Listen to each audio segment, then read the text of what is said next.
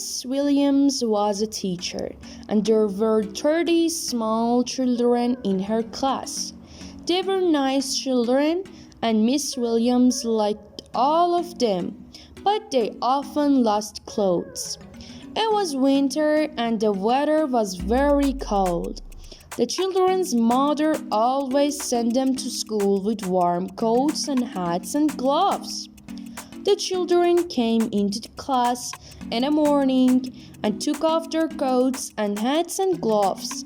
They put their coats and hats on hooks on the wall, and they put their gloves in the pockets of their coats. Last Tuesday, Miss Wiliams found 2 small blue gloves on the floor in the evening, and in the morning she said to the children, "Whose gloves are these?" But no one answered. Then she looked at Dick. "Haven't you got blue gloves, Dick?" she asked him. "Yes, miss," he answered, "but those can't be mine. I've lost mine."